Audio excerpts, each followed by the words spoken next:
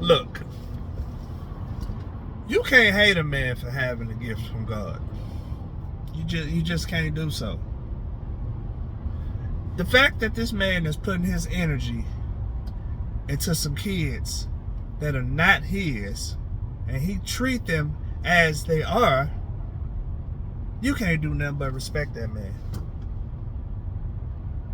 My kids, if they was of age, will have no choice but to play for a coach like that. I love the old school mentality. You earn it. That applies to life because you earn things in life. You earn wealth.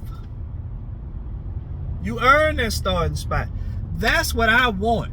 Because if you can come to practice and have no edge, what growth would you have? None. That's why I want to roll into this thing about the HBCUs who are having such this big problem. Jackson State, particularly, along with these other HBCUs who saying that he's selling out. How? How is he selling out when all he's doing is steady bringing you revenue? By him putting that HB and then that CU for Colorado University, that just bought y'all more eyeballs. See, it ain't just about Deion. It's about everybody. Everybody can benefit from his game. He throwing everybody some alley-oops. And instead of y'all getting that thing and dunking it, you just watching the ball float in the air and let it go out of bounds. I wouldn't. And if I was an athletic director and you let that thing get in the air and I could dunk it and let it go out of bounds, I'm firing you. I'm just going to tell you straight up, I'm firing you. Then y'all want to revert to this race car like he's selling out. Get out of here with that. Deion don't owe nobody nothing.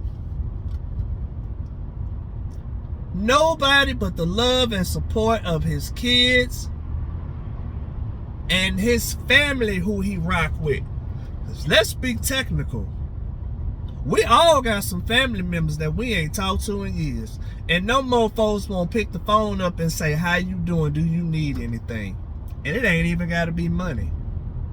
We got family members who hate us just because they don't even know us.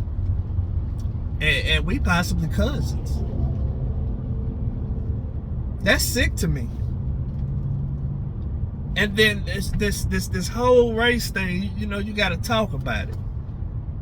You know, when you get into these kids, let me jump off of the race and jump into these kids. And I'm speaking of kids in general, all walks of life, all races, all sexes. I'm talking about all of them.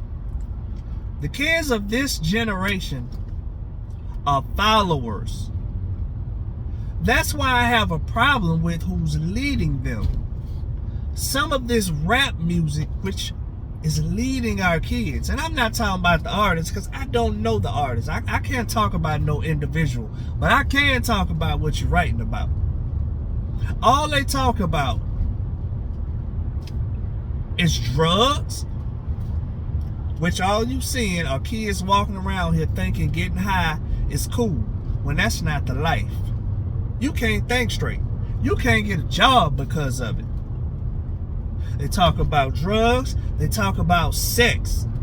You got young women running around here thinking it's cool to be pregnant at a young age. You can't even take care of yourself. Let alone your parents are working their tail off to make sure that you have a roof over your head, and now you put an extra mouth on them.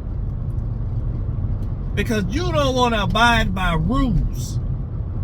Rules are the law of the land, and you have to follow. Or the land will teach you a life lesson. that you ain't gonna like. And then you gonna get of age when you get some sense, and it's gonna be too late. So we talked about drugs, we talked about sex, and now I want to talk about stability. How you gonna disobey your parents and you don't know what life is about? You ain't figured this out. That's why you stress out. Parents have to start back being parents. I ain't saying kick them off in the butt like some of us got, but I'm saying you're gonna have to find a mechanism or a method that can teach your kid life skills, because how are they gonna survive without you? They won't. They'll fall to the streets. And that's the last thing you want raising your kid, is the streets, because the streets can't raise itself and the streets die off eventually. And I'm not saying your kid will die off, meaning death. I'm not saying that, but what I'm saying is your kids will lead you into a bad place. I'm sorry, the streets will lead you into a bad place. And it's hard to return from it if your kid been pushing through life like that and hit 18, and now you gotta try to revert your kid. It's hard. We have to start standing, and that's why I can appreciate Deion Sanders, because he stands for something.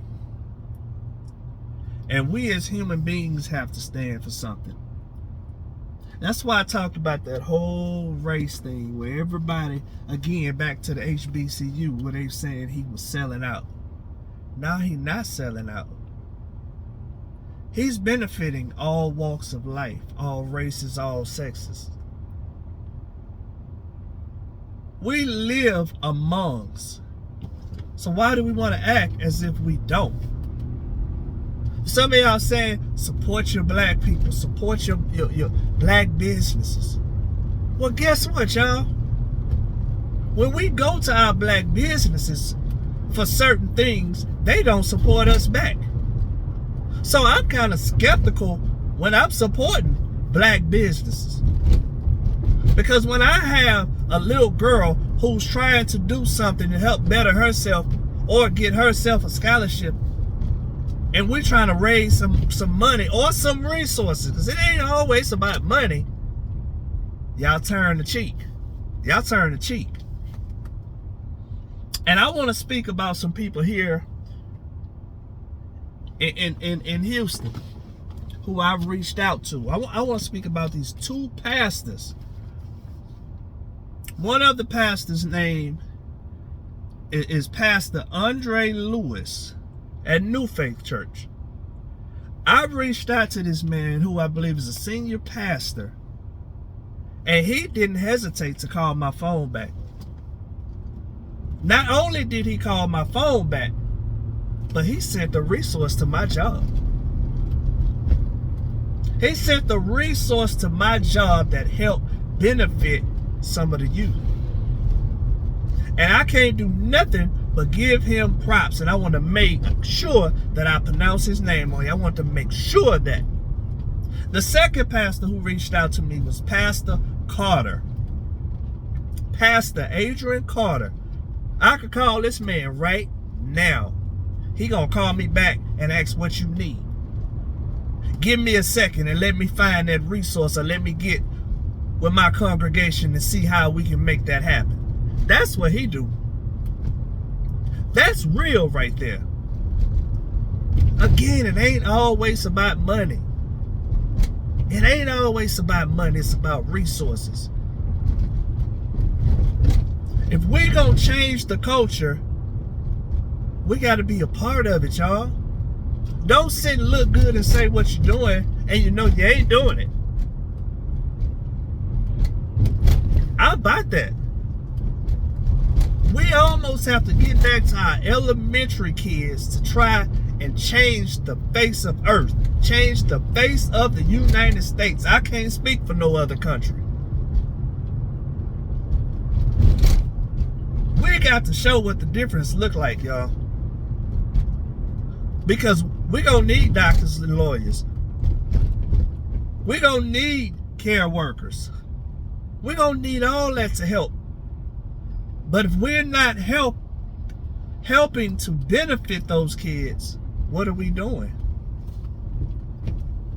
Hey, y'all, I want you to make sure that you hit that like button and make sure you subscribe. I believe on my next video, I'm going to get back into this race issue and talking about these blacks, how they're treating each other. Hey, tune in. I'll holler at you soon, all right?